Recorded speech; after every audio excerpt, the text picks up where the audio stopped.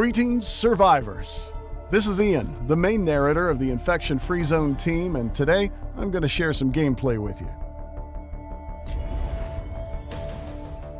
Infection-Free Zone is our upcoming post-apocalyptic city builder game, played on real-world maps. That means you can select almost any real region to play on, including your closest neighborhood, to utilize your knowledge of the region. It all starts with choosing the perfect location for your HQ. This is the center of your operations and the living place for the core citizens. It's also your first major warehouse, where all the obtained resources are going to be stored. What's the main difference between Infection-Free Zone and other city builder games is how new buildings are constructed. Instead of building them from the ground up, we rather adapt existing buildings for new needs, to create shelters, warehouses, production buildings, and so on. Still, even if you don't have to build your zone from nothing, you need certain resources to conduct the adaptation. Remember, 10 years have passed since the infection started, and many structures are ruined. Your citizens have to replace certain broken parts, but also need to reinforce the whole thing so it will allow some protection against the infected. Your citizens divide into two categories: civilians and squad members. Civilians are meant to be your usual worker units that help with gathering resources, adapting buildings, and building new ones from scratch. In later stages of the game, civilians are also taking more important roles upon themselves, like conducting research, which opens a whole new world of possibilities for you. Squads are there to fight for you and to explore the unknown. You'll want to equip your squad members with whatever weapons and firearms you have available, and look after their safety. Especially at the beginning, their value cannot be overestimated. In the early game, your squad members are going to scavenge all the nearby buildings next to your zone and clear any potential threats. Until you find a reliable way to manage the whole food production chain, all you have left is to search every corner of those nearby abandoned buildings and pray that the next can of food you find won't be spoiled. Every building on the map has its data taken from the OpenStreetMap database, including its original purpose. Therefore, if you know where the groceries are, you have a higher possibility to find food there. And if you know where a gun shop or police station was, it'll be a good place to look for weapons, and you're going to need them a lot. We're on the move.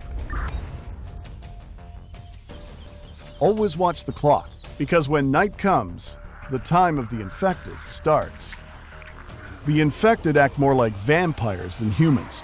The sunlight hurts them, so they hide in the shadows during the day. But when night comes, they roam through the map, engaging any living creatures on their way.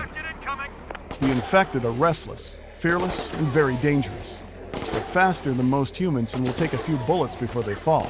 Buildings and vehicles might be a fine protection, but not for long. Build up walls and towers for additional defenses, or run down the infected with vehicles. Mind your ammo and fuel, as you can easily run out of those if you don't maintain your supplies during the daily scavenging and production. Later on, we'll also encounter different types of infected: wolves, birds, large animals, and horde leaders, all bringing you different types and levels of threat. Once the sun rises again, usually the fight is over, as long as there are no clouds. Remember to track the sunsets and sunrise and prepare accordingly to the seasons. Because Infection-Free Zone is based on real-world map data, you can expect the night to be longer during the winter season and shorter in the summer. Day lengths, seasons, and weather are accurate to the city of your choice. To complete your constructions, you need tools: wood, metal, concrete, and that's only the beginning. Most of the time, your citizens will gather those resources from nearby parks or other buildings that need to be deconstructed or demolished. Your citizens also require you to provide them with food. At first, it's going to be the canned food that we will find, but later on, we want to build farms, gather grain, and turn that into food. Apart from scavenging and settlement construction, you also operate a radio. This is how your squads will contact you, and how you also receive calls from outsiders. It all starts once you build a larger antenna that can both send the invitations and receive distant transmissions. For example, you'll receive a call for help request from some distant location. There are survivors who want to join your zone and ask for the specific location of your settlement. Are you ready to trust them? And is that even a good idea? In the best case scenario, you'll obtain new citizens, and your community will grow. At worst, you can expect an ambush. Desperate times create desperate people, and desperate people are ready to kill to survive. Well, that's what we wanted to show you in this quick gameplay overview video. There's a lot of new things coming to the game. We have interesting storylines in the works, the law system, the research system, and the expedition mode, which is going to allow you to discover the areas outside of your closest neighborhood and travel to distant, real-life locations. We hope you enjoyed seeing a sampling of all the current game mechanics. Infection-Free Zone is launching in the middle of next year, although that date is still subject to change depending on the playtest feedback from the community. Thank you all for your amazing support, and stay tuned for more upcoming content in the next months. See you soon in your Infection-Free Zone.